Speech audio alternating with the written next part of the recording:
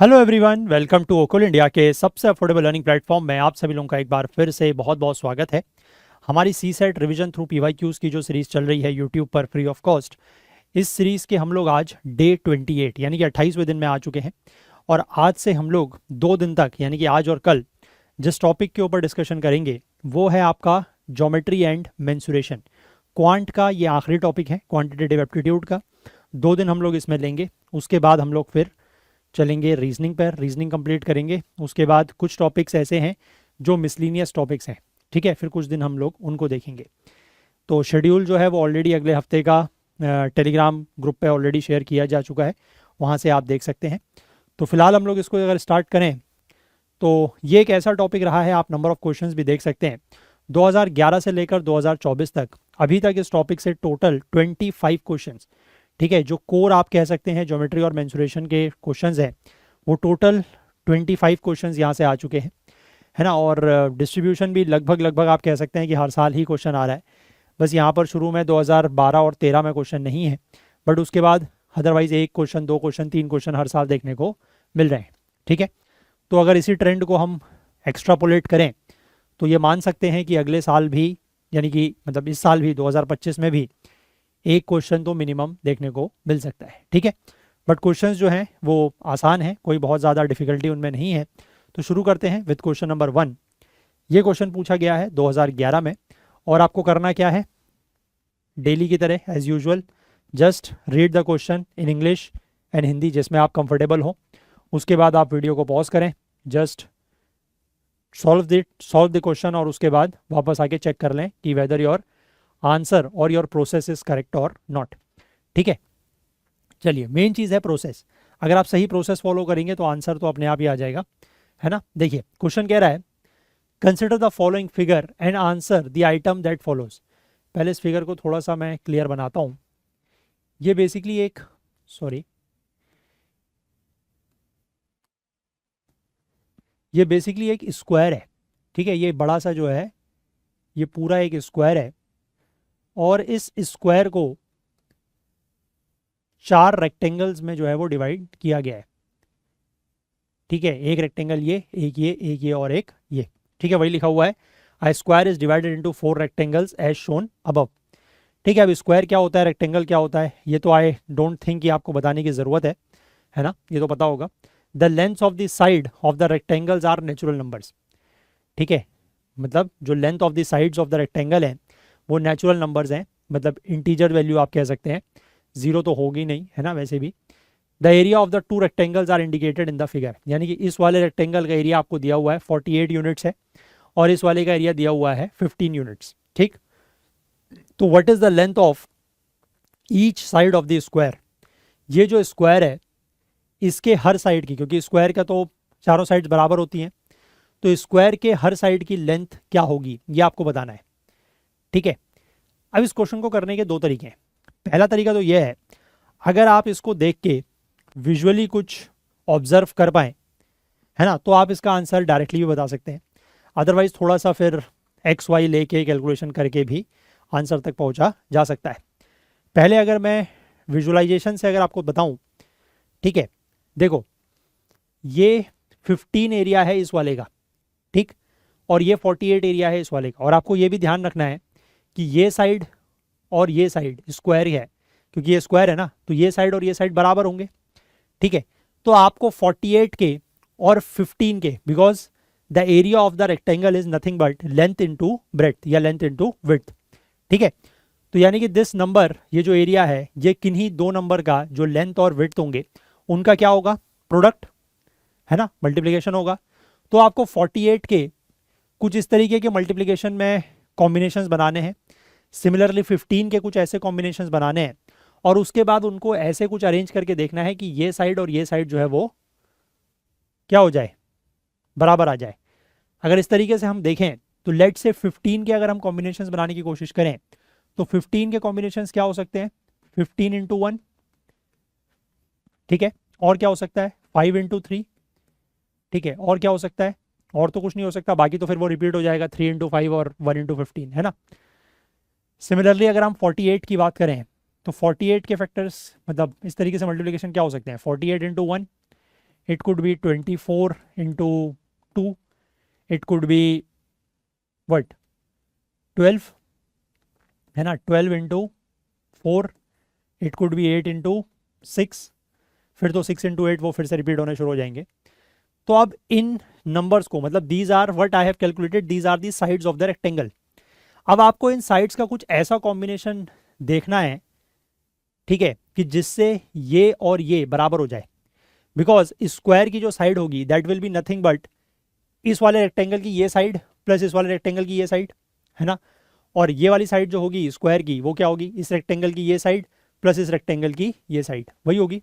तो यहाँ से अगर आप थोड़ा सा कीनली ऑब्जर्व करें and check out these two combinations, तो आपको कुछ चीज़ पता लगेगी, ठीक है।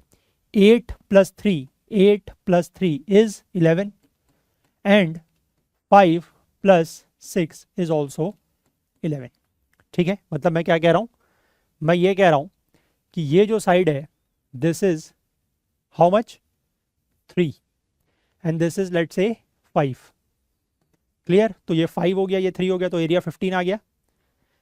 ये वाली साइड कितनी है इस वाले रेक्टेंगल की, दिस इज 8, ठीक है, दिस इज 8, तो 8 + 3 इज 11, क्लियर। और ये वाली साइड कितनी है, दिस इज 6, तो 6 × 8 इज 48, और ये 6 है ये 5 है, सो दिस अगेन बिकम्स 11, ठीक है। अगर आप ऐसे ऑब्जर्व कर सकते हैं तो ऐसे भी आंसर निकाला जा सकता है। आंसर इज ऑप्शन बी 11, ठीक है। लेकिन अब कोई कहे कि सर ऐसे ऑब्जर्व करना तो बड़ा मुश्किल है एग्जाम में खासकर, ठीक है, तो उसके लिए एक और तरीका है, ठीक है। आप वीडियो पॉज करके चाहें तो इसको नोट डाउन कर लीजिएगा, मैं इसको रब करके दोबारा आपको दूसरा तरीका ही बताता हूँ। देखिए दूसरा तरीका क्या है दूसरा तरीका ये है कि लेट्स से स्क्वायर की जो साइड है दैट इज एक्स, ठीक है, कैपिटल एक्स, ये भी कैपिटल एक्स और ये भी कैपिटल एक्स, ठीक है, क्योंकि स्क्वायर है तो दोनों साइड्स या चारों साइड्स बराबर होंगी, ठीक। Let's say this is small X and this is small Y, clear हो गया डायमेंशंस।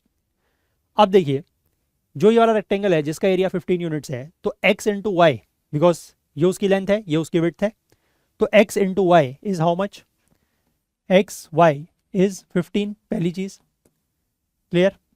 दूसरी चीज, अब आपको जो डायमेंशंस मैंने बनाए हैं उनसे आप इस वाले की साइड निकालें। इस वाले की साइड क्या होगी, ये वाली साइड क्या होगी, this is capital X minus small Y, है ना, capital X minus small Y, तो ये आ गया। और ये वाली length is again capital X, इसमें से ये स्मॉल एक्स घटाएंगे तो ये आ जाएगा, this will be capital X minus small X and this is equal to 48, ठीक है। ये एक रेक्टेंगल का एरिया हो गया, ये दूसरे रेक्टेंगल का एरिया हो गया। यहां से इसको सॉल्व करने की कोशिश करें, so you get x² minus capital X Y, है ना, इससे करा minus X X capital X small X and minus minus plus X Y gives you 48, ठीक। अब एक्स वाई की वैल्यू आपके पास 15 है, वो आप यहाँ पर सब्स्टिट्यूट कर सकते हैं। So you get x² minus capital X Y minus X into X is equal to 48 minus 15, that gives you 33, ठीक है। अब यहाँ से आप देख सकते हैं कि capital x you can take out common, so you have x minus y, और if you take this minus sign common तो ऐसे लिख सकते हैं, यस और नो, हाँ कि ना।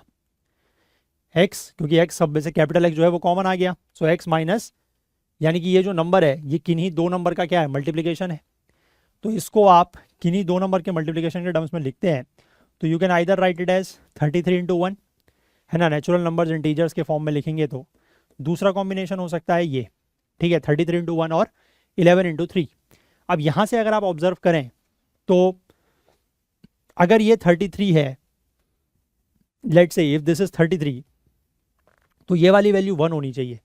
1 होने का मतलब है कि x plus Y has to be 32, तभी तो ये 1 आएगा अंदर, है ना, क्योंकि x minus Y plus X has to be 32, ठीक है। y प्लस एक्स 32 हो नहीं सकता, ठीक है, क्योंकि वो value otherwise x plus Y की वैल्यू अगर 32 हो गई, ठीक है, 32 आप वैल्यू ऐड करके देखोगे तो मल्टीप्लाई में वो 15 नहीं आएगा, ठीक है, क्योंकि 15 के मैंने आपको कॉम्बिनेशंस बताए ना, 5 इंटू 1 है ना, और 5 into 3, 15 into 1, इस तरीके के कॉम्बिनेशन है। ठीक है, तो ये जो अंदर वाली वैल्यू है ये 1 नहीं हो सकती, इट कुड बी 3 हो सकती है। ठीक है, तो यानी कि इससे अगर आप इन दोनों क्वेश्चंस को कंपेयर करें, so you will get the value of x as 11 and इसकी वैल्यू हो जाएगी 3, यानी कि x प्लस वाई की जो वैल्यू है दिस शुड बी 8, है ना, तभी 11 माइनस 8 बिकम्स 3।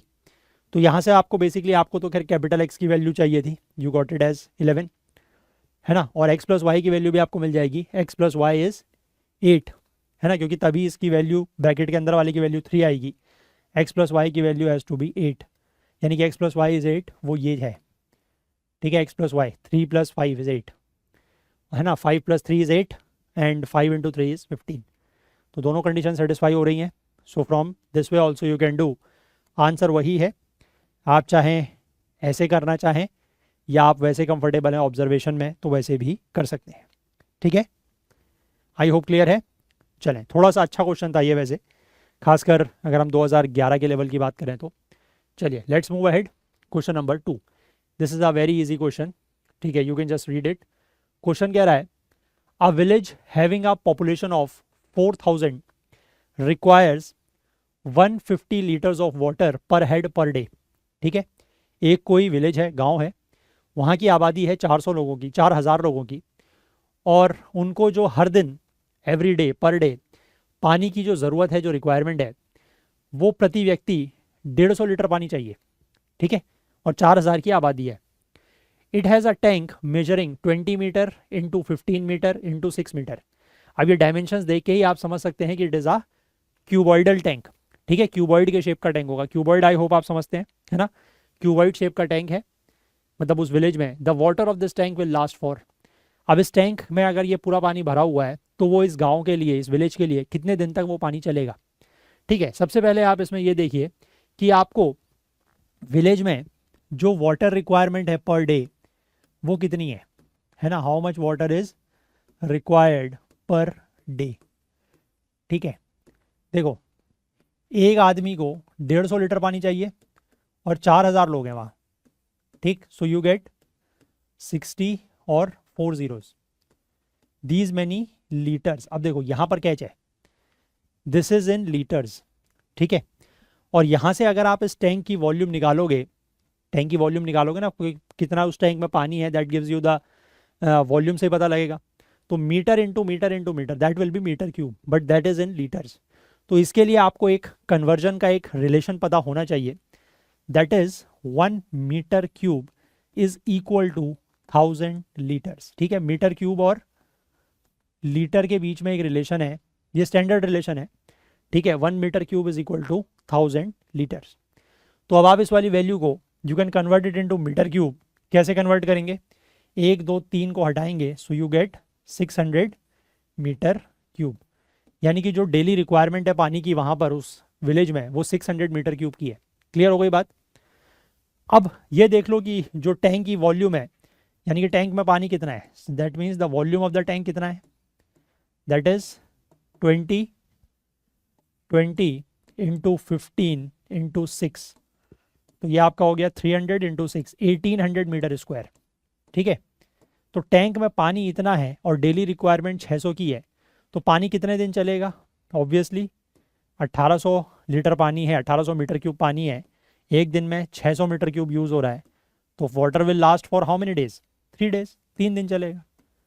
आसान है, बस एक ये वाला आपको रिलेशन पता होना चाहिए, दैट इज जस्ट। ठीक है, आप चाहें तो इस वाले को यहाँ पर कन्वर्ट करा जैसे मैंने, आप इस वाले को लीटर में भी कन्वर्ट कर सकते हैं मल्टीप्लाई 1000 से करके। ठीक है, कोई दिक्कत नहीं है। क्लियर है बात। Answer becomes option B, 3 days. Clear, ये बहुत इजी क्वेश्चन है। चलिए लेट्स मूव अहेड। आगे बढ़ने से पहले मैं आप लोगों से एक बार फिर से ये रिक्वेस्ट, ये गुजारिश करना चाहूँगा कि आप में से जो भी लोग इन सेशंस को देख रहे हैं, फॉलो कर रहे हैं, और अगर आपको किसी भी तरीके की हेल्प हो रही है, कुछ भी आप लोग नया सीख रहे हैं या प्रैक्टिस करने में आप लोगों को मदद हो रही है, रिवीजन आप लोगों का हो रहा है, तो प्लीज़ कुछ ना कुछ कंट्रीब्यूट करने की कोशिश ज़रूर करें, सो दैट कि थोड़ा सा फाइनेंशियल हेल्प हमारी होगी, and we really need it, हमें उसकी ज़रूरत है। तो प्लीज़ कुछ ना कुछ कंट्रीब्यूट करने की कोशिश ज़रूर करें, जितना भी आपसे हो सके, जितने में भी आप कंफर्टेबल हो। ठीक है, चलिए आगे बढ़ते हैं। नेक्स्ट क्वेश्चन, क्वेश्चन नंबर 3 पर। This is again a very easy question asked in 2014। Question कह रहा है, आप पढ़ सकते हैं, हिंदी और इंग्लिश दोनों में दिया हुआ है। क्वेश्चन कह रहा है, गार्डनर, गार्डनर मतलब माली, ठीक है, who takes care of the garden, ठीक है, जो बगीचे की रखवाली करता है, माली, increased the area of his rectangular garden by increasing its length by 40% and decreasing its width by 20%, the area of the new garden is. ठीक है, उसने अपने गार्डन की जो एरिया है उसको बढ़ाया है। पहली बात तो रेक्टेंगुलर गार्डन है, वो दिया हुआ है, ठीक है, रेक्टेंगुलर गार्डन है, उसने उसका एरिया बढ़ाया है। कैसे बढ़ाया है? लेंथ को 40% बढ़ाया और विड्थ को, यानी कि चौड़ाई को, लंबाई को 40% बढ़ाया और चौड़ाई को, विड्थ को 20% डिक्रीज किया है, 20% डिक्रीज। तो जो नया गार्डन है उसका एरिया कितना हो जाएगा? How many times it will increase, या by it will increase by how much. ठीक है, तो देखो it's very easy.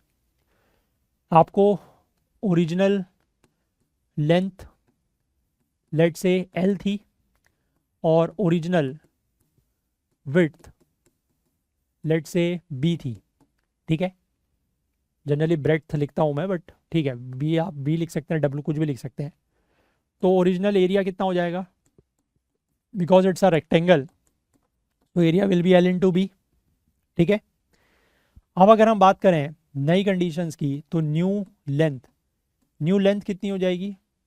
Length has been increase by 40%, यानी कि L plus 40% of L, because it is increase, इसलिए प्लस 40% का मतलब हो गया 40/100, that is 0.4। L plus 0.4 of L is 1.4 L. ठीक है, और new width, if I talk about new width, नई चौड़ाई की अगर मैं बात करूं, तो वो हो जाएगी बी माइनस पॉइंट, और you can say B minus 20% of B. ठीक है, because it is decrease, width को डिक्रीज किया है, इसलिए माइनस 20% का मतलब is 20/100, that is 0.2। So B minus 0.2 of B is becomes 0.8 B. तो यहां से आप न्यू एरिया निकाल सकते हैं। You can find out new area कितना होगा, ये नई लेंथ और ये नई width, that is 1.4 L into 0.8 B. इसको आप मल्टीप्लाई करेंगे, यू विल गेट 112, 14 8 जा, दो प्लेसेस के बाद डेसिमल, सो 1.12 एल बी। आपका ओरिजिनल एरिया था एल बी, नया एरिया हो गया 1.12 एल बी। अगर आप डायरेक्टली समझ पा रहे हैं कि it has increase by 12%, it is well and good. नहीं समझ पा रहे हैं तो कैलकुलेट करें 1.12 L B minus L B, और हमेशा आपको कंपेयर करना है अदरवाइज मैंशनड। ठीक है, अगर कभी मेंशन किया हो तो बात अलग है, बट अदरवाइज हमेशा जो ओरिजिनल वाली वैल्यू होती है वो नीचे आती है। ठीक है, उसी से कंपैरिजन होता है। मल्टीप्लाई बाय 100 बिकॉज परसेंटेज में पूछा है। दिस बिकम्स एल बी सब ये कैंसिल हो जाएंगे। This becomes 1.12 minus 1, that is 0.12 into 100, so this becomes 12%। 12% से उसका जो गार्डन का, बगीचे का एरिया है वो बढ़ गया। So the answer is option B. Clear है? बहुत ईजी क्वेश्चन है ये, है ना, इससे इजी क्या ही होगा। चलो, इतना सब कुछ लिखने की ज़रूरत नहीं होती है एग्जाम में, है ना। जैसे ये एल बी तो पता ही है आपको, आप ये भी फटाफट लिख सकते हो, तो it is hardly a matter of 1 minute. ये क्वेश्चन जो है वो 1 ही मिनट का है, बट समझाने में मुझे लिखना पड़ता है तो इट टेक्स टाइम। बट वैसे अदरवाइज अगर आप खुद से करें तो you can do it in 1 minute. चले आगे बढ़ें। ठीक है, लेट्स रीड दिस क्वेश्चन। ये क्वेश्चन कह रहा है, a straight line segment is 36 metre long. एक लाइन सेगमेंट है जो 36 सेंटीमीटर लंबा है। Points are to be marked on the line from both the end points. दोनों तरफ से, मतलब यहाँ पर अब 36 सेंटीमीटर का तो बन नहीं पाएगा, बट अगर मैं थोड़ा सा ऐसे ही बनाऊं, ठीक है, मतलब मान लीजिए कि ये 36 सेंटीमीटर की लाइन है। ठीक है, लाइन सेगमेंट। इसमें क्या हो रहा है कि दोनों एंड पॉइंट से, है ना, यानी कि दोनों सिरों से, दोनों छोरों से, छोर मतलब लाइन का छोर, ठीक है, एंड पॉइंट, वहाँ से पॉइंट्स मार्क करने शुरू करने हैं। ठीक है, जो पहला पॉइंट है वो फर्स्ट सेंटीमीटर यानी कि 1 सेंटीमीटर पर होगा, यानी कि ये ऐसे, फिर यहाँ से 2 सेंटीमीटर पर होगा, फिर ऐसे 3 सेंटीमीटर पर होगा, है ना। इस तरीके से आपको मार्किंग करनी है, ठीक है। तो मतलब पहला पॉइंट यहाँ से 1 सेंटीमीटर, दूसरा पॉइंट यहाँ से 2 सेंटीमीटर, तीसरा पॉइंट इस वाले से मतलब प्रीवियस पॉइंट से 3 सेंटीमीटर, फिर 4 सेंटीमीटर, फिर 5 सेंटीमीटर, ऐसे, ठीक है। If the points on the ends are not counted, जो पॉइंट्स एंड में हैं वो काउंट नहीं किए जा रहे हैं, और जो कॉमन पॉइंट्स हैं उनको सिर्फ एक ही काउंट करना है। अगर वो दोनों तरफ से आ रहा है वो पॉइंट तो एक ही काउंट करना है। तो what is the number of points, तो कितने नंबर ऑफ पॉइंट्स इसमें बनेंगे, you just have to tell this. आपको सिंपल काउंट करना है, ठीक है। तो अगर मैं इसको 0 और इसको 36 लेके चल रहा हूँ तो सीधी सी बात है, आप देखो, अगर मैं इधर वाले की पहले बात करूँ तो पहला पॉइंट विल बी एट 0, ठीक है। Next point will be at 1, मतलब 1 सेंटीमीटर पर, इसके बीच में एक का गैप है, फिर आपका +2 हो जाएगा, सो दिस विल बी 3, फिर +3 हो जाएगा 6, +4 हो जाएगा 10, +5 हो जाएगा 15, +6 हो जाएगा 21, +7 28, और +8 +8 36, ठीक है। तो यानी कि जब आप इस तरफ से शुरू कर रहे हैं तो आपके ये जो मार्किंग्स हैं उन पर पॉइंट लगा दिया आपने, ठीक। अब जब आप इस तरफ से चलेंगे, इस तरफ से, तो सबसे पहला पॉइंट तो यहीं पर लगेगा 36 पर, है ना। उसके बाद अब यहाँ पर जैसे आप ऐड कर रहे थे, आपने पहले 1 ऐड किया, फिर 2 ऐड किया, फिर 3 ऐड किया, फिर 4 ऐड किया, अब यहाँ पर आपको माइनस करते चलना है, करना वैसे ही है, 1 माइनस 2 माइनस 3 माइनस ऐसे करके, ठीक है। तो 35 माइनस 1 36 माइनस 1 35, 2 माइनस करेंगे 33, 3 माइनस करेंगे 30, 4 माइनस करेंगे 26, 5 माइनस करेंगे 21, 6 माइनस करेंगे 15, 7 माइनस करेंगे 8, 8 माइनस करेंगे 0, ठीक। क्लियर हो गया, क्लियर है। तो अब देखो, पहले तो एंड पॉइंट्स तो गिनने हैं नहीं, ठीक है, तो इनको तो हटाओ, 0 और 36 तो एंड पॉइंट हो गए। अब ये देख लो कि कोई कॉमन पॉइंट है, is there any common point, 21 is common, ठीक है। Is there any other common point, is there any other common point, ये मैंने सही लिखा है ना 35, जस्ट लेट मी चेक, 4 5 6 7, मैंने गलत तो नहीं लिखा है,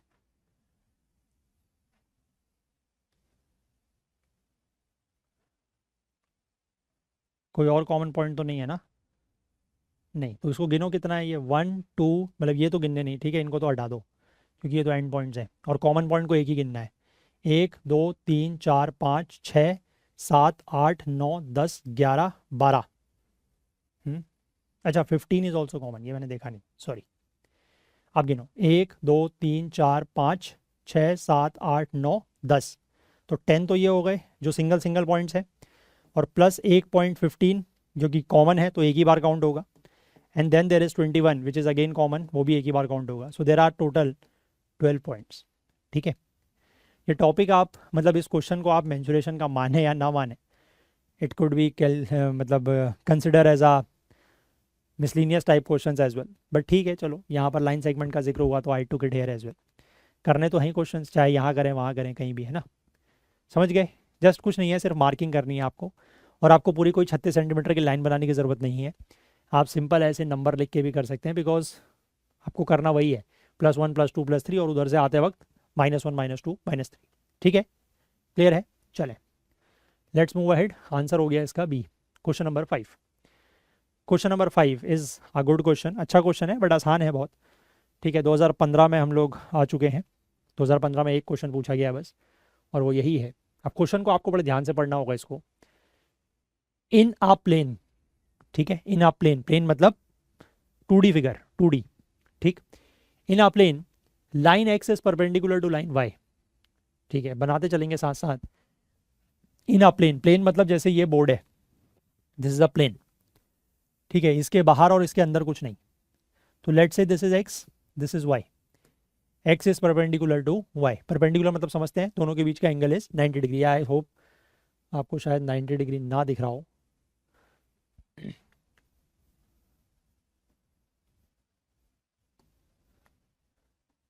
अब ठीक है। चलो कंपैरेटिवली बेटर। ये एक्स और वाई हो गए, ठीक। इसके बाद लिखा है x is perpendicular to line y and parallel to line z. X जो है वो वाई के परपेंडिकुलर है और जेड के पैरेलल है, यानी कि जेड भी ऐसे ही होगा, पैरेलल है तो दिस इज जेड। ठीक हो गया, क्लियर बात। Next, line u is perpendicular to both lines v and डब्ल्यू। अब वी एंड डब्ल्यू जो यू है वो वी एंड डब्ल्यू के परपेंडिकुलर है, बट वी एंड डब्ल्यू का तो हमें पता नहीं, तो leave it. Line x is perpendicular to line v. Line x जो है वो वी के परपेंडिकुलर है।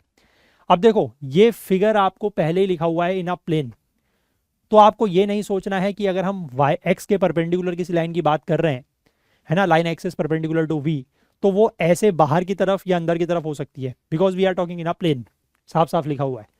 So line x is perpendicular to v, that means this is v. Clear, line x is perpendicular to v, 2D में ऐसे ही बनेगा। ठीक हो गया। अब लिखा है u is perpendicular to both v and w। ठीक है, अगर u जो है वो v और w दोनों के परपेंडिकुलर है, तो इसका मतलब w जो है वो इधर होगा पैरेलल टू v और ये u होगा। यस और नो, समझ पा रहे हैं? ये ज्योमेट्री का क्वेश्चन हो गया, मेंसुरेशन नहीं है ये, दिस इज ज्योमेट्री। समझ पा रहे हैं? Because u is perpendicular to both v and w। v तो हमें पता लग गया x से, लेकिन w हमें नहीं पता, लेकिन ये लिखा है कि u जो है वो v और w दोनों के परपेंडिकुलर है, तो यानी कि w has to be parallel to v और u जो है वो इस डायरेक्शन में। अब चेक कर लें क्या क्या यहाँ पर दिया हुआ है। z u and w are parallel, z u and w are parallel, नहीं बिल्कुल नहीं। x v and y are parallel, x v and y, नहीं v एंड y है लेकिन उनके साथ x पैरेलल नहीं है। z v and u are all perpendicular to w, z v and u, z और u तो परपेंडिकुलर है w के, but v is not perpendicular, v is parallel to w। y v and w are parallel, yes, y v and w are parallel, yes, clear, 100% correct, no doubt. बस इस question में आपको सिर्फ ये वाला जो टर्म था ये ध्यान रखना था कि इन अ प्लेन, अगर आपने इसमें कंफ्यूजन कर दिया है ना, या इस वर्ड को आप मिस कर गए और आप अगर 3D के चक्कर में लग गए तो फंस जाओगे, है ना। इसीलिए साफ साफ लिखा हुआ है इन अ प्लेन, यानी कि सिर्फ 2D पे काम करना है, 3D में नहीं जाना है। अगर 3D में क्वेश्चन होता तो question would have been more interesting, थोड़ा सा डिफिकल्ट भी हो जाता, but for the time being generally UPSC mensuration या ज्योमेट्री में जनरली बहुत कम, एक क्वेश्चन अभी मैं आपको बताऊंगा, बट जनरली 3D को बहुत ज़्यादा टच नहीं किया जाता। ठीक है, चले, खासकर ज्योमेट्री में, मेंसुरेशन में तो ठीक है कि 3D जो फिगर्स हैं, लाइक सिलेंडर का क्वेश्चन भी हमारे पास है ना। अभी हमने एक पीछे क्यूबॉइडल टैंक का क्वेश्चन देखा, अभी हम आगे एक क्यूब का क्वेश्चन देखेंगे, तो ज्योमेट्रिकल शेप्स में तो वो चलता है मेंसुरेशन में, बट जनरली जो ज्योमेट्री होती है 3D की उस पर वो नहीं जाता, मतलब एक्स वाई एक्सेस और जेड एक्सेस में। ठीक है, चलिए, बहुत रेयर। आगे बढ़ते हैं, क्वेश्चन नंबर 6। अब देखिए यही क्वेश्चन की जो मैं आपको बात कर रहा था, 2016 में पूछा गया है। क्वेश्चन कह रहा है a piece of tin is in the form of a rectangle having length 12 centimetre and width 8 centimetre. ठीक है, एक टिन का टुकड़ा है जो रेक्टेंगल के शेप में है, उसकी लेंथ है 12 सेंटीमीटर, विड्थ है 8 सेंटीमीटर, और इसका यूज़ करके हमें एक क्लोज्ड क्यूब बनाना है। तो क्यूब की साइड क्या होगी? अब देखो यहाँ पर आपको थोड़ा सा सोचना पड़ेगा कि एक टिन की शीट है रेक्टेंगल की, उसको आप किसी भी तरीके से फोल्ड करके क्यूब बनाओगे। आप खुद इसको इमेजिन करो, आपके पास एक पीस ऑफ पेपर है रेक्टेंगल शेप का, उसको अगर आप फोल्ड करके क्यूब बनाना चाहोगे तो क्या चीज़ है रेक्टेंगल की जो क्यूब में भी सेम होगी? वॉल्यूम तो कह मत देना, because rectangle is a 2D figure, उसका तो कोई वॉल्यूम होगा नहीं, है ना। तो रेक्टेंगल का जो एरिया है, मतलब उस शीट का जो एरिया है, उसी को आप इस तरीके से फोल्ड करोगे कि वो क्यूब बन जाए। That means area of rectangle, area of rectangle, क्योंकि उस शीट से ही तो आप फोल्ड कर करके ही तो क्यूब बना रहे हो ना, तो उस शीट का जो एरिया है वो किसके बराबर होगा?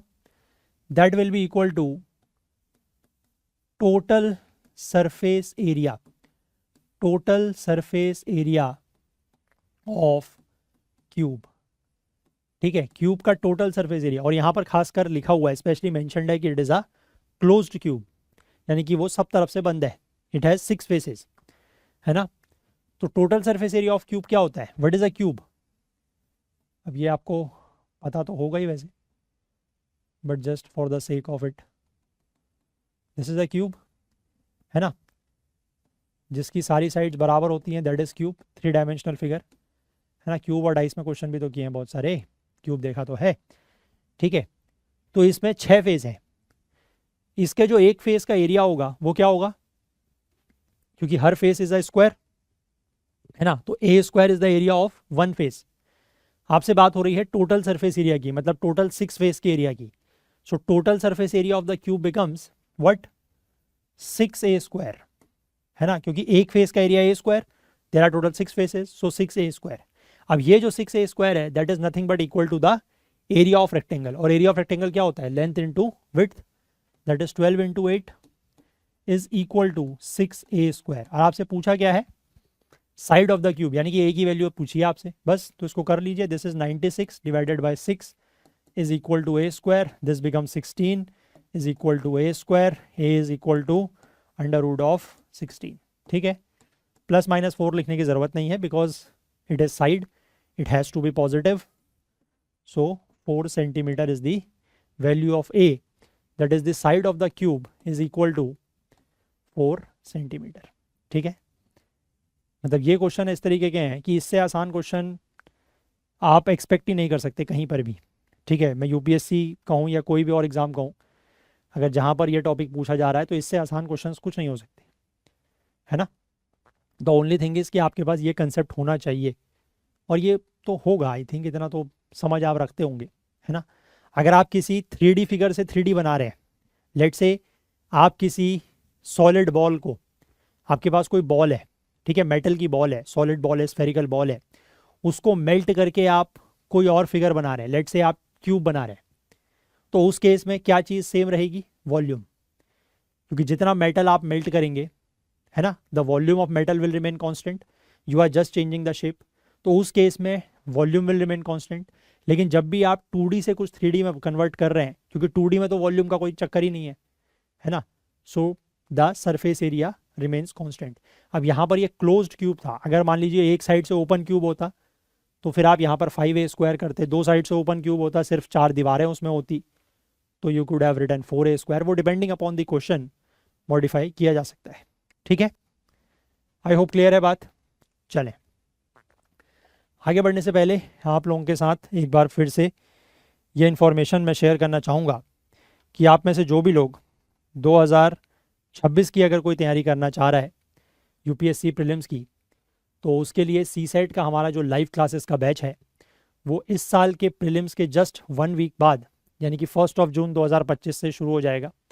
एनरोलमेंट्स इसके ऑलरेडी जो है वो ओपन हो चुके हैं, और आप जितना जल्दी इसमें एनरोल करेंगे यू विल बेनिफिट, है ना, आपको डिस्काउंट मिल जाएगा।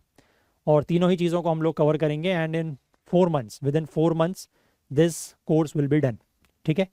तो उसका बेनिफिट ये रहेगा कि आप जल्द से जल्द एनरोल कर लेंगे, तो जब तक लोग पढ़ाई के बारे में सोचते हैं या पढ़ाई के मोड में आते हैं, है ना, जुलाई अगस्त तक, तब तक आपका half of the CSAT will be over, है ना। सितंबर तक सीसेट आपका कंप्लीट हो जाएगा, उसके बाद आप you have ample time to revise, आपके पास बहुत सारा टाइम रहेगा रिवाइज करने के लिए, PYQs करने के लिए, है ना, क्वेश्चन सॉल्व करने के लिए, वैरायटी ऑफ क्वेश्चन सॉल्व करने के लिए बहुत टाइम रहेगा। तो इसीलिए बेटर है कि अर्ली आप इसमें ज्वाइन करें, तो आपको फ़ायदा रहेगा। और अगर आपको इस कोर्स से रिलेटेड कोई भी डाउट है, कोई क्वेरी है, तो यहाँ पर मैं एक व्हाट्सएप नंबर मेंशन कर रहा हूँ, 9150449990, ठीक है। इस नंबर पर आप कांटेक्ट भी हमसे कर सकते हैं थ्रू व्हाट्सएप, ठीक है। क्लियर है बात।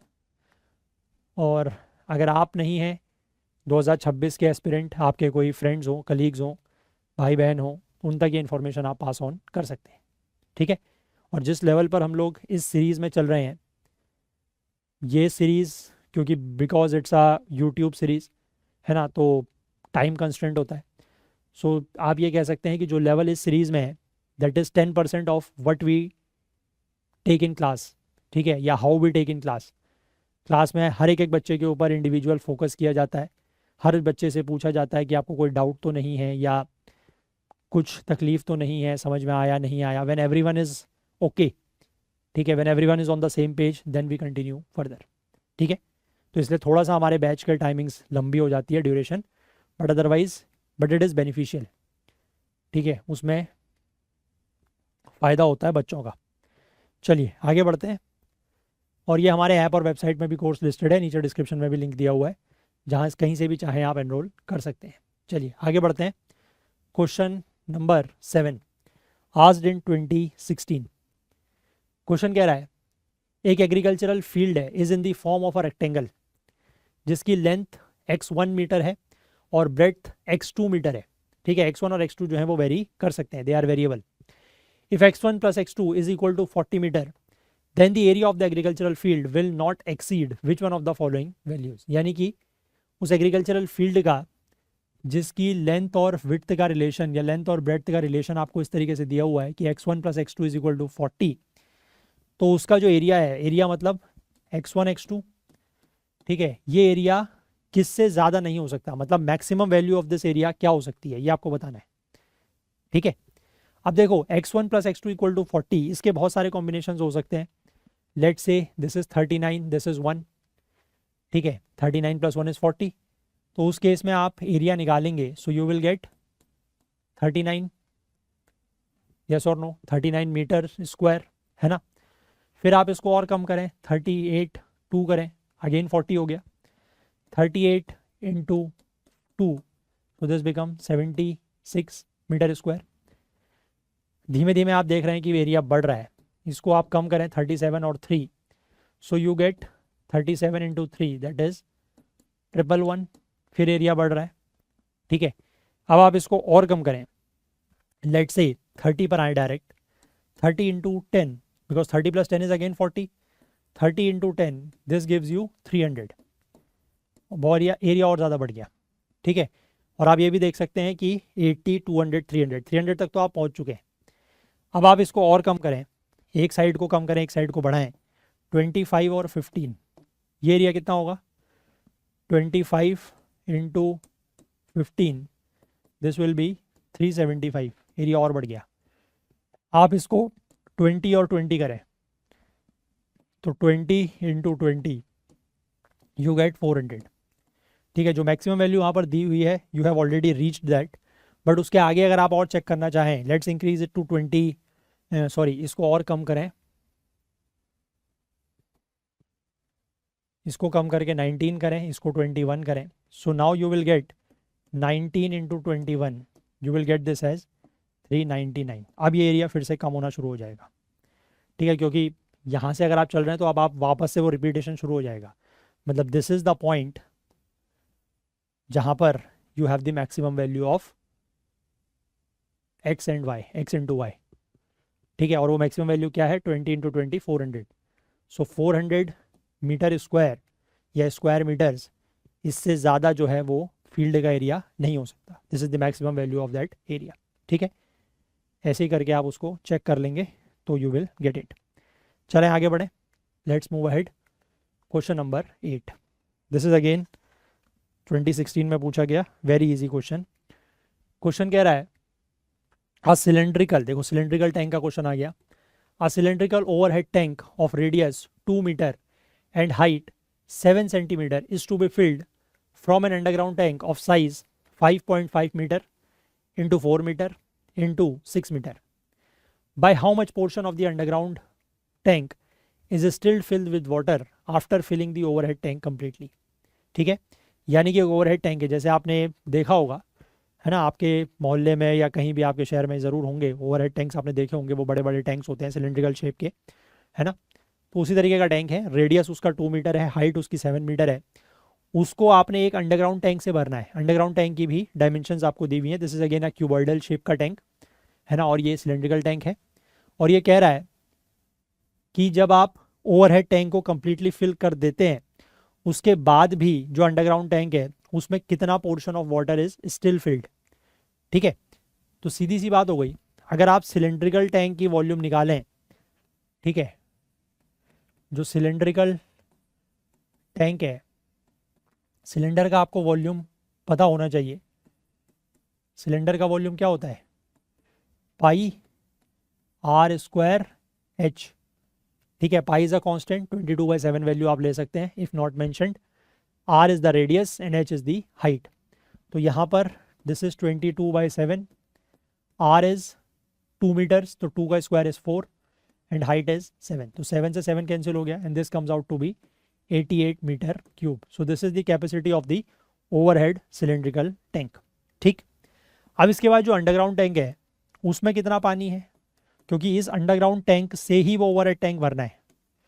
ठीक है, तो अंडरग्राउंड टैंक का वॉल्यूम आप निकाल लें, वो तो सिंपल क्यूबॉइड है, तो length into breadth into height that is 5.5 into 4 into 6, तो ये आपका हो गया 22 इंटू 6 इज 132 मीटर क्यूब। ठीक है, अब ऑब्वियस सी बात है कि जब आप इस अंडरग्राउंड टैंक से ये ओवरहेड टैंक को भरेंगे तो 88 मीटर क्यूब पानी तो चला जाएगा, बट उसके बाद यहाँ पर कुछ पानी बचेगा। ठीक है, कितना बचेगा, यू कैन से रिमेनिंग वाटर, कितना बचेगा, जो ये अंडरग्राउंड टैंक है इसमें कितना पानी बचेगा, 132 minus 88 that means 44 metre cube पानी इसमें अभी भी बचा हुआ है। तो how much portion is still filled with water, कितना अभी भी फिल्ड है, यानी कि इतना पानी उसमें अभी भी फिल्ड है अंडरग्राउंड टैंक में। ठीक है, तो पोर्शन मतलब जितना अभी भी भरा बचा हुआ है पानी उसमें स्टिल फिल्ड है, और टोटल उसकी जो कैपेसिटी थी उसको आप निकालेंगे, so this comes out to be 1/3। So 1/3 is still filled. Underground tank में 1/3 पानी जो है वो अभी भी भरा हुआ है। ठीक है, आई होप क्लियर है ना। चलो, आसान क्वेश्चन है, देखो इसी तरीके से क्वेश्चंस आ रहे हैं और आएंगे भी आगे, क्वेश्चंस तो ऐसे ही आएंगे। बस आपको जस्ट ये थोड़ा बहुत जो फॉर्मूलेज वगैरह हैं ये बेसिक पता होने चाहिए, है ना, इनसे आपका काम हो जाएगा। चलें आगे बढ़ें, let's move ahead. Question number 9। Question number 9 asked in 2017 में 2 सवाल पूछे गए हैं, उनमें से पहला ये है। Question says there are 4 horizontal and 4 vertical lines. ठीक है, 4 हॉरिजॉन्टल और 4 वर्टिकल लाइन्स हैं। They are parallel and equidistant to one another on a board, यानी कि ऑन अ प्लेन 2D में। तो what is the maximum number of rectangles and squares that can be formed. 4 line है, these are 4 vertical lines, these are 4 horizontal lines। ध्यान रखना है कि मतलब it should look like that, है ना, कि पैरेलल हो और इक्विडिस्टेंट लगें। I think it's okay, parallel equidistant लग रही हैं। चलिए काम चला लेंगे। अब ये कह रहा है कि what is the maximum number of rectangles and squares. आपसे अलग अलग नहीं पूछा है कि कितने रेक्टेंगल बन रहे हैं, कितने स्क्वायर्स बन रहे हैं। ठीक है, रेक्टेंगल और स्क्वायर्स को अगर आप इन जनरल टर्म्स में बात करें तो वो क्या है, they are closed 4 sided figures. ठीक है, और equidistant and parallel, horizontal vertical lines equidistant and parallel, इसका मतलब क्या हो गया कि इन सब के बीच का एंगल 90 डिग्री भी होगा। तो मतलब आप इसमें से कहीं भी अगर कुछ भी बनाएंगे, 2 हॉरिजॉन्टल लाइन और 2 वर्टिकल लाइंस को पकड़ के, ठीक है, लेट्स जस्ट से कि आपने ये वाली हॉरिजॉन्टल लाइन और ये वाली हॉरिजॉन्टल लाइन ले ली and you took this and this, square बन गया। अगर आपने ये वाली लाइन ले ली, ये वाली लाइन ले ली, ये और ये ले लिया, एक रेक्टेंगल बन गया। अगर आपने ये लाइन ले ली, ये लाइन ले ली, ये और ये ले लिया, तो ये स्क्वायर बन जाएगा। तो यानी कि बेसिकली आपको स्क्वायर्स और रेक्टेंगल्स अलग अलग नहीं पूछे, मैं फिर से आपको ध्यान दिला रहा हूँ। ठीक है, इसका मतलब क्या है कि आपको क्लोज्ड 4 साइडेड ऑब्जेक्ट बनाना है। ठीक है, अगर वो उसकी लेंथ और विड्थ बराबर होगी तो वो स्क्वायर हो जाएगा, अगर लेंथ और विड्थ में अंतर होगा तो that will become a rectangle. मतलब आप जैसे यहाँ पर लिखा है कि number of rectangles and squares that can be formed, इसकी जगह ये भी लिखा जा सकता है कि number of parallelograms that can be formed, क्योंकि ये लाइंस जब परपेंडिकुलर हैं एक दूसरे के पैरेलल हैं और इक्विडिस्टेंट है, तो आप यहाँ से कोई भी फिगर बनाओगे वो पैरेललोग्राम ही होगी। ठीक है, तो उसके लिए आपको क्या करना है, यू जस्ट हैव टू, अब यहाँ पर बेसिकली थोड़ा सा आपका जो परम्यूटेशन कॉम्बिनेशन है उसका यूज होगा, because you have to select the lines. ठीक है, यहाँ पर सिलेक्शन आएगा, you don't have to arrange anything, you just have to select. ठीक है, 4 हॉरिजॉन्टल लाइन है, 4 वर्टिकल लाइन है। आपको क्लोज्ड 4 साइडेड ऑब्जेक्ट या स्क्वायर या रेक्टेंगल या पैरेललोग्राम बनाने के लिए 4 हॉरिजॉन्टल लाइंस में से 2 हॉरिजॉन्टल लाइन चाहिए, 4 वर्टिकल लाइन में से 2 वर्टिकल लाइन चाहिए। ठीक है, तो 4 हॉरिजॉन्टल लाइंस में से 2 वर्टिकल लाइंस को सिलेक्ट करने का तरीका 4C2, ठीक, और बीच में मल्टीप्लाई आएगा क्योंकि आपने अगर वर्टिकल लाइन सेलेक्ट कर ली तो उसके साथ हॉरिजॉन्टल भी तो करेंगे, तभी तो स्क्वायर, रेक्टेंगल, पैरेललोग्राम जो भी है वो बनेगा। ठीक है, तो ये हॉरिजॉन्टल लाइन सेलेक्ट करने का तरीका, ये वर्टिकल लाइन सेलेक्ट करने का तरीका। 4C2 is nothing but 6, so you get 36। So इस तरीके से if you have 4 horizontal 4 vertical lines parallel equidistant to each other, तो आप 36 स्क्वायर्स, रेक्टेंगल्स, मतलब उसमें से कुछ स्क्वायर होंगे कुछ रेक्टेंगल होंगे, वी आर नॉट कंसर्न, क्योंकि अगर वो अलग अलग पूछेगा तो देन इट बिकम्स डिफिकल्ट। ठीक है, फिर आप इस तरीके से नहीं कर सकते, बिकॉज फिर उसमें कंडीशन ये होगी कि आपको स्क्वायर बनाने हैं तो सिर्फ एक एक में ही बनाने पड़ेंगे या ऐसे दो दो में बनाने पड़ेंगे, फिर वो बना बना के you have to count.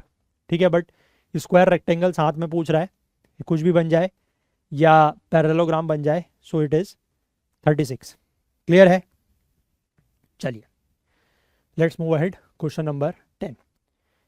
Question ये हालांकि बहुत मतलब बहुत ही आसान क्वेश्चन है, बट थोड़ा सा इसको समझाना मुश्किल है because it requires a good visualisation. देखते हैं कितना आप लोग विजुअलाइज कर पाते हैं। Just read the question, Hindi और इंग्लिश दोनों में। ठीक है, थोड़ा सा आप किसी भी, मैं एक्सपेक्ट कर रहा हूँ कि आप किसी क्लोज्ड रूम में ही बैठे होंगे, है ना, क्यूबॉइड शेप का ही रूम होगा, तो थोड़ा सा मैं आपको जिस डायरेक्शन में देखने के लिए बोलूँगा वो थोड़ा सा देख के विजुअलाइज करने की कोशिश कीजिएगा, तब आप इस क्वेश्चन को बेटर समझ पाएंगे, क्योंकि यहाँ पर थोड़ा सा 3D इन्वॉल्व है। ठीक है, और मैं बोर्ड में 3D उतने बेहतर तरीके से आपको नहीं समझा पाऊंगा, है ना, वो कंस्टेंट है 2D में 3D समझाना। तो आप ऐसे समझिए, क्वेश्चन पहले पढ़ते हैं, फिर मैं आपको बताऊंगा क्या देखना है, क्या विजुअलाइज करना है। 2 walls and a ceiling of a room meet at right angles at a point P। ठीक है, एक कोई रूम है, उसकी 2 वॉल्स, 2 दीवारें और छत, सीलिंग, वो राइट एंगल्स पर मिलती हैं एक पॉइंट P पर। ठीक हो गया। अब fly is in the air, fly मतलब मक्खी, एक मक्खी जो है वो उस रूम में है, इज इन द ईयर मतलब उस रूम में वो हवा में है, 1 मीटर फ्रॉम वन वॉल, एक वॉल से, एक दीवार से 1 मीटर दूर, दूसरी दीवार से 8 मीटर दूर, और वो जो पॉइंट है P जहां पर ये 2 वॉल्स और सीलिंग मिली हैं वहां से 9 मीटर दूर है। ठीक है, तो how many metres is the fly from the ceiling, ये फ्लाई जो है, जो मक्खी है, वो छत से कितनी दूर है ये आपको बताना है। ठीक है, मतलब बड़ा ही प्रैक्टिकल क्वेश्चन है कि आपके कमरे में एक मक्खी घूम रही है और उसकी जो लोकेशन है वो एग्जैक्टली ट्रेस की है इन्होंने, और आपको 2 तरफ से और एक पॉइंट से, मतलब 2 दीवारों से उसकी दूरी कितनी है और उस पॉइंट से दूरी कितनी है वो बताया है, छत से दूरी क्या है उसकी वो आपको बताना है। ठीक, अब देखो, मैं हालांकि बनाने की कोशिश करूंगा एक 3D figure, if you can get it, let's see, let's hope. एक क्यूबॉइडल शेप हम बना लेते हैं। ठीक है, लेट्स ड्रॉ अ क्यूबॉइड। ठीक है,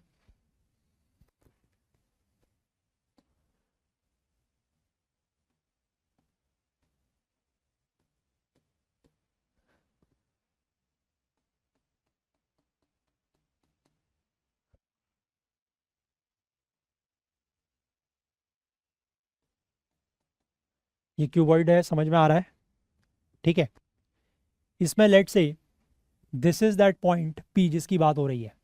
ठीक है, इसमें सीलिंग समझ में आ रही है आपको, दिस इज द सीलिंग, ये जो टॉप वाला है दिस इज द सीलिंग। ये वाली जो साइड है, मैं इसको अब क्या करूँ, शैल आई शेड इट, ये वाली जो दीवार है ये दिख रही है, समझ में आ रही है, ये एक साइड की वॉल है, समझ में आ रही है, और ये वाली जो वॉल है ये पीछे की वॉल है। ठीक है, तो आप खुद विजुअलाइज कीजिए कि आप जहाँ पर बैठे हैं, आपके एक साइड की वॉल, आपके एक पीछे की वॉल या सामने की वॉल और छत, ये तीनों एक पॉइंट पर मिल रहे हैं, वही पॉइंट है P। ठीक है, अब वो मक्खी कहीं बीच में हवा में है, यहाँ पर है, let say this is the fly, let me write it as F। ठीक है, वो इस दीवार से, किसी एक दीवार से 1 मीटर की दूरी पर है, किसी दूसरी दीवार से, मतलब पीछे की तरफ, अब मैं पीछे की तरफ कैसे दिखाऊंगा, तो लेट से ये पीछे की तरफ ये 8 मीटर की दूरी पर है, और इस पॉइंट से वो 9 मीटर की दूरी पर है। तो आपको ये बताना है कि वो मक्खी छत से कितनी दूर है। ठीक है, समझ पाओगे? इसको आप पहले 2D में इमेजिन करो। जो ये 1 और 8 है, इसको पहले ऐसे देखो कि ये जो 1 और 8 है डायमेंशंस, ये दो दीवारों से डायमेंशन है, ठीक है? तो दीज आर इन 2D। समझे? समझो पहले इसको। ये एक दीवार से 1, एक दीवार से 8, ठीक है? 2D मतलब अगर मैं इस पॉइंट को, ये P पॉइंट है और ये दो दीवारें हैं, मतलब एक दीवार ये और एक दीवार ये, तो वो पॉइंट कहीं यहाँ पर है। This is 1 and this is 8। समझे? है ना? एक दीवार से दूरी 1 मीटर, एक दीवार से दूरी 8 मीटर, ठीक है? अब ये वाला जो लाइन है, इसको आप 2D में निकाल सकते हैं, पाइथागोरस से निकल जाएगा। 1 का स्क्वायर प्लस 8 का स्क्वायर, दैट इज 1 का स्क्वायर प्लस 1, मतलब 1 का स्क्वायर इज 1 एंड 8 का स्क्वायर इज 64, उसका रूट, तो इट बिकम्स रूट ऑफ, चलो लिख देते हैं पूरा, 8 स्क्वायर, इसका रूट, पाइथागोरस लगा रहे हैं, ठीक है? So 1 square is 1, 8 square is 64, इसका root that becomes under root 65, ठीक है? यानी कि ये डिस्टेंस आ गई, दिस डिस्टेंस इज रूट 65, ठीक है? समझ गए बात? ये सब अभी 2D में चल रहा है ना? अभी हम एक प्लेन पर ही हैं, हमने प्लेन से देख लिया उसको, जहाँ पर भी वो मक्खी है उसी प्लेन पर हम लोग चले गए और वहाँ से हमने उसकी 8 मीटर, 1 मीटर और हमने ये वाली डिस्टेंस निकाल ली दीवार से ऐसे करके, ठीक है? अब हमें लेकिन ये वाली डिस्टेंस दी हुई है, समझ पा रहे हो? ये समझाना थोड़ा सा मुश्किल है, मैं आपसे क्या कह रहा हूँ, अगर आप ऐसे समझ पाओ। हमने ये डिस्टेंस निकाल ली है, ठीक है? We have calculated this distance on a plane. हमें ये डिस्टेंस पता थी 8 मीटर इस दीवार से, हमें ये डिस्टेंस पता थी 1 मीटर इस दीवार से, हमने ये डिस्टेंस निकाल ली पाइथागोरस लगा के, विच इज़ रूट 65 यूनिट्स, ठीक है? या रूट 65 मीटर। अब हमें जो दूसरी डिस्टेंस पता है, जो हमें दी हुई है 9 metre from the point P, वो ये डिस्टेंस है, समझ पा रहे हो?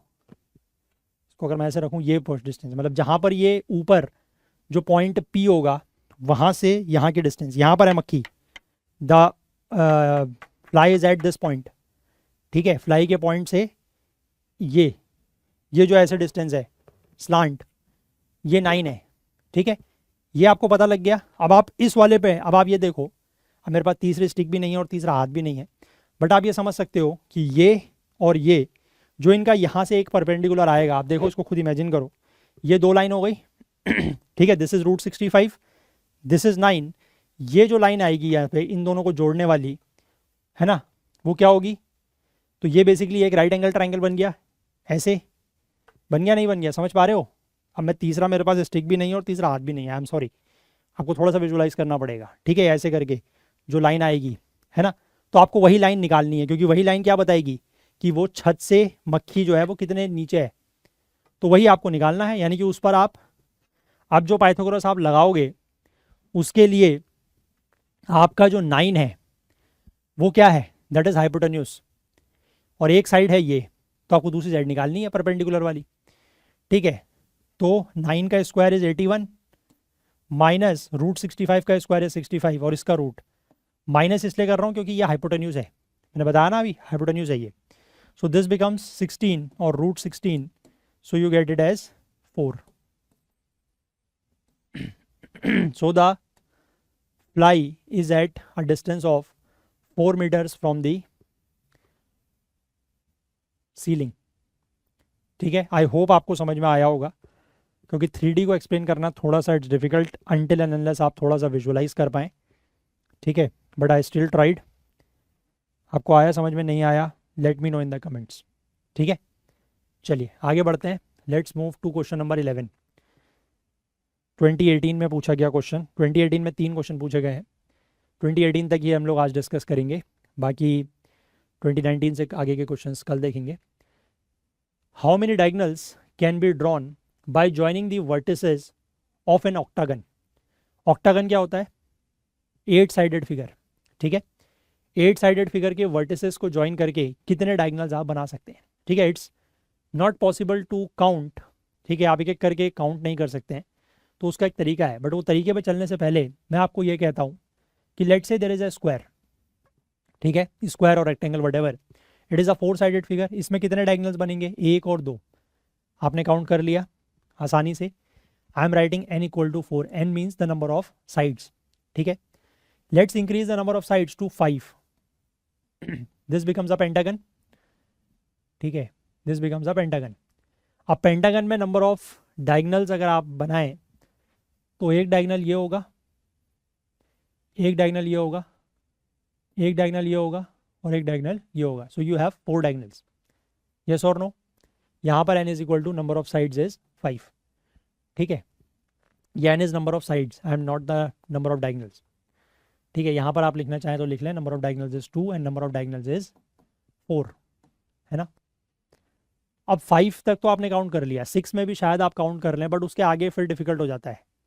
तो इसके लिए आप एक चीज़ समझिए कि जितने साइडेड फिगर है, पहली बात तो आपके पास उतने पॉइंट्स होंगे या उतने वर्टिसेस होंगे, यस और नो, ठीक है। यहाँ पर it's a 5 sided figure, it's a pentagon, so you have 5 vertices और 5 पॉइंट्स। सिमिलरली ये स्क्वायर है तो इसमें 4 हैं, ठीक है। कोई अगर हेक्सागन होगा 6 साइडेड फिगर तो उसमें 6 पॉइंट होंगे, है ना। सिमिलरली ऑक्टागन में 8 होंगे, ये बात समझते हैं। अब इन 8 पॉइंट को ज्वाइन करते हुए, मतलब इन 8 में से किन्हीं 2 पॉइंट को आप अगर ज्वाइन करेंगे तो you will form a line, ये बात तो समझते हैं। एक लाइन को बनाने के लिए यू रिक्वायर 2 पॉइंट्स, ठीक है। तो 8 में से किन्हीं भी 2 पॉइंट्स को आप पकड़ेंगे, मतलब यू विल सेलेक्ट, तो you will get a line, clear है। अब अगर मैं लेट से जनरलाइज करूं, I have n sided figure, n sided figure का मतलब n पॉइंट्स, उसमें से मैं 2 पॉइंट सेलेक्ट करता हूं, I have total n points, उसमें से 2 पॉइंट सेलेक्ट करता हूं तो NC2 तरीके से, ठीक है। तो I will get these many lines, these many lines, not the diagonals, अभी डायगोनल की बात नहीं हो रही है, these are the number of lines. लेकिन इसमें से आप ये देखो, जितनी भी नंबर ऑफ लाइन्स बनेंगी उसमें से ये कुछ लाइन्स जो है वो इस फिगर की लाइन्स भी तो होंगी। जैसे मैंने व्हाइट कलर में जो बनाया हुआ है, these are not the diagonals, these are the sides of that figure, और वो कितनी होंगी, जितना साइडेड फिगर होगा उतनी, दैट मीन्स n, ठीक है। तो यहां से आपको एक रिलेशन मिलता है NC2 minus n, this is the number of diagonals, ठीक है। किसी भी क्लोज्ड फिगर में नंबर ऑफ डायगोनल्स अगर आपको बताने हैं तो you can use this directly, where n is the number of sides. आप इसको स्क्वायर में अप्लाई करें, स्क्वायर में कैसे अप्लाई करेंगे, 4C2 minus 4, 4C2 is 6, 6 minus 4 is 2, number of diagonals is 2, ठीक है। यहां पर अप्लाई करें 5C2 minus 5, 5C2 is 10, 10 minus 5 is 5, ठीक। ऑक्टागन में अप्लाई करना है 8C2 minus 8, 8C2 is 56 by 2, that is 28, minus 8, so this comes out to be 20. So your answer becomes option A, ठीक है। NC2 माइनस n, मैं आपको direct भी ये लिखवा सकता था, बट मैंने थोड़ा सा आपको ये समझाया कि ये आया कहाँ से है ना। आई होप थोड़ा सा समझ में आया होगा कि NC2 माइनस n आपको नंबर ऑफ डायगोनल्स क्यों देता है, ठीक है। चलो आगे बढ़ते हैं, question number 12, this is the second last question of the day. Question कह रहा है there are 24 equally spaced points lying on the circumference of a circle. एक सर्किल की सर्कमफेरेंस है ना, मतलब उसके जो आउटर बाउंड्री है उसमें 24 पॉइंट्स जो हैं वो लाई कर रहे हैं, और वो पॉइंट्स इक्वली स्पेस्ड है, मतलब एक दूसरे से बराबर दूरी पर हैं। तो what is the maximum number of equilateral triangles that can be drawn by taking sets of 3 points as the vertices, ठीक है। आपको कोई 3 पॉइंट जो है वो लेने हैं और क्या बनाना है, इक्विलेटरल ट्राइंगल। तो कितने इक्विलेटरल ट्राइंगल बनेंगे ये आपको बताना है। इक्विलेटरल ट्राइंगल का मतलब आई होप आप समझते हैं कि जिस ट्राइंगल की तीनों भुजाएं, है ना, ऐसा त्रिकोण जिसकी तीनों भुजाएं, या ऐसा ट्राइंगल जिसकी all the 3 sides are equal, है ना। चलो बनाते हैं, फिर उसके बाद देखते हैं क्या इसमें लॉजिक यूज होगा। Let's try to draw a circle first, ठीक है। नाउ लेट्स मार्क 24 पॉइंट्स पहले, ठीक है। थोड़ा सा इक्वली स्पेस्ड नहीं भी होंगे तो ट्राई टू कोऑपरेट, 1 और 2, 3 और 4, 5 और 6, 7 और 8 और 10, 11, 12, ठीक है। These are 24 points equally spaced, काफ़ी हद तक इक्वली स्पेस बनाने की कोशिश की है मैंने, ठीक है। अब देखो आपको ट्राइंगल बनाने के लिए पहली बात, the first condition for making a triangle is you require 3 points, है ना। उन 3 पॉइंट को ही एज अ वर्टिसेस आप यूज करके you can make R triangle. अब लेकिन यहाँ पर टोटल 24 पॉइंट्स हैं, तो क्या इन 24 पॉइंट्स में से if you select any 3 points it will give you a triangle? सोचिए, अगर ये 24 पॉइंट्स में से कोई भी 3 point if I select, will it give me a triangle? Yes और नो?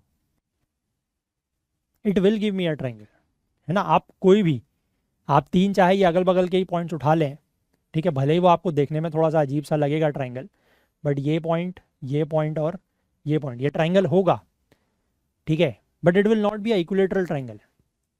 समझ रहे हैं? ट्राइंगल तो होगा but it will not be a equilateral triangle, ठीक है ना। तो इक्विलेटरल ट्राइंगल कैसे बनेगा भाई फिर? अब ओ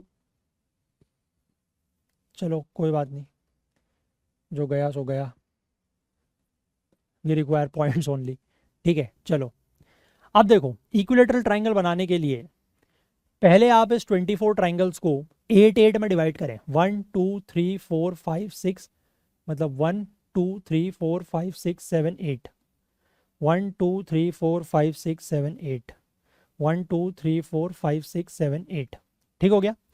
नाउ यू हैव 3 एरियाज, 8 में मैंने डिवाइड कर दिया। अब आप एक पॉइंट लेट से ये वाला लेंगे।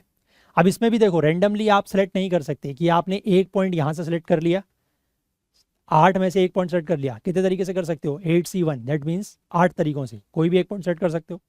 यहाँ से भी आप 8 में से कोई एक पॉइंट सेलेक्ट कर सकते हो, यहाँ से भी 8 में से कोई एक पॉइंट सेलेक्ट कर सकते हो। तो that will become 8C1 into 8C1 into 8C1, मतलब 8 into 8 into 8, that is 8 cube 512। But ऐसा भी नहीं कर सकते, क्यों?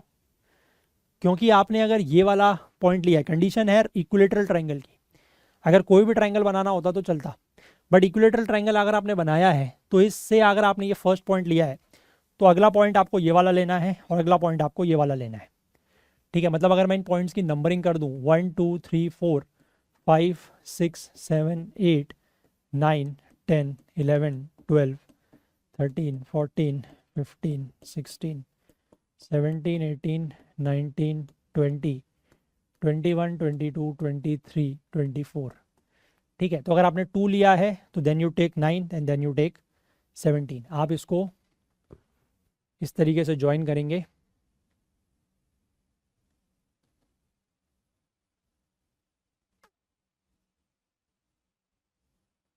ठीक है। दिस ये लग रहा है इक्विलेटरल ट्रायंगल टाइप समवट, है ना।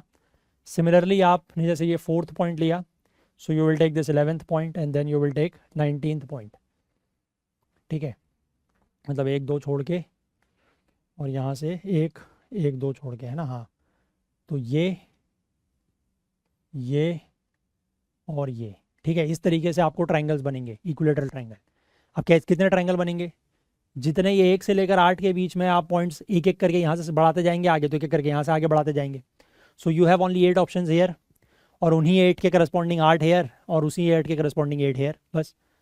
तो आप 8 से ज़्यादा इक्विलेटरल ट्राइंगल इसमें बना ही नहीं सकते, because the condition is making of an equilateral triangle, so that's why you can make only 12, ठीक है। अगर सिर्फ ट्राइंगल कहा होता तो देन तो 24C3 से बन जाते बहुत सारे, ठीक है।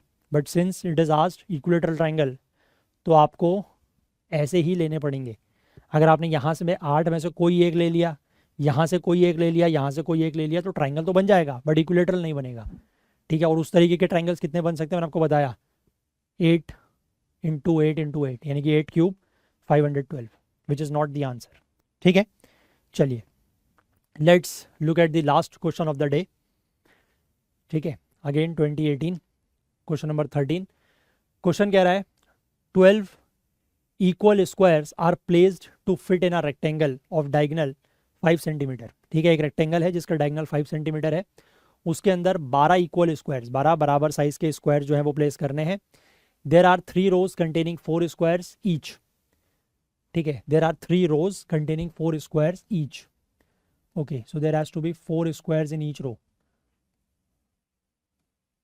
ठीक है, ऐसे ले लेते हैं।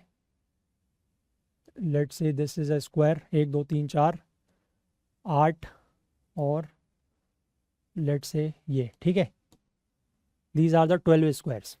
ठीक, और इसका जो डायगोनल दिया हुआ है इस रेक्टेंगल का, वो दिया हुआ है 5 सेंटीमीटर। ठीक हो गया। तो आपसे कहा है कि no gaps are left between the adjacent squares, कोई गैप भी लेफ्ट नहीं है। ठीक है, what is the area of each square, हर स्क्वायर का एरिया क्या होगा, सबका सेम ही होगा बिकॉज इक्वल है। तो अगर हर स्क्वायर की साइड ए है तो इधर तो कितना हो जाएगा, ये सब ए हो जाएंगे, that means this becomes total 4a। ठीक, और ये भी है, ये भी है, ये भी है, तो ये कितना हो जाएगा 3a। ठीक है, you can just use Pythagoras.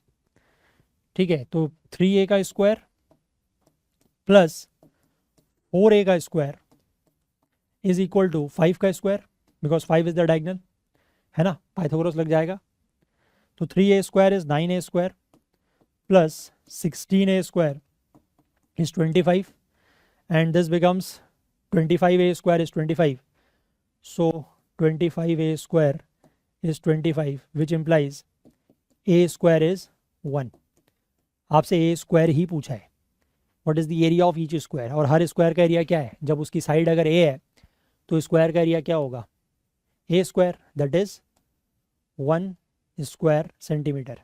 ठीक है, कभी कभी जो साथ में ऑप्शंस दिए होते हैं ना उनको देख के डर लग जाता है, अगर आपका ऐसा आंसर आ रहा हो तो आपको लगेगा कि यार अरे ये तो इनमें से कुछ आंसर होना चाहिए, ये तो 1 आ रहा है मेरा, तो गड़बड़ हो सकती है, तो ध्यान रखें। ठीक है, ऐसा भी नहीं है, आप जो कर रहे हैं उस पर भरोसा रखें, अपनी प्रोसेस पर भरोसा रखें, तो क्वेश्चन गलत नहीं होगा। ठीक है, भले ही ऑप्शंस कैसे भी दिए उनसे डरना नहीं है। क्लियर है बात? ठीक है, चलें, तो आज के यही क्वेश्चंस थे जो हमें डिस्कस करने थे। और जाने से पहले मेरी फिर से एक बार रिक्वेस्ट कि अगर आप लोगों को ये सेशंस हेल्पफुल लग रहे हैं, आप यहाँ से कुछ प्रैक्टिस कर पा रहे हैं, तो कुछ ना कुछ कंट्रीब्यूट करने की कोशिश ज़रूर करें, जितना भी आप कंफर्टेबल हो, उससे थोड़ा सा हमें फाइनेंशियल हेल्प होगी and we really need it. और कल का हमारा जो टॉपिक रहेगा, we will continue this geometry and mensuration tomorrow in part 2, है ना, क्योंकि मैंने बताया 25 क्वेश्चन है, 13 हम लोगों ने आज देख लिए, बाकी बचे हुए क्वेश्चंस फ्रॉम 2019 ऑनवर्ड्स कल देखेंगे। ठीक है, और बाकी तो इस सेशन में जुड़ने के लिए आपका बहुत बहुत धन्यवाद। अगर आपको सेशन पसंद आया हो तो लाइक ज़रूर करें, ज़्यादा से ज़्यादा शेयर करें। आपके जो डाउट्स हैं, क्वेरीज़ हैं, वो आप कमेंट्स में लिख सकते हैं, या कुछ क्वेश्चंस अगर आपसे पूछे जाते हैं तो वो भी आप कमेंट्स में ज़रूर मेंशन करें।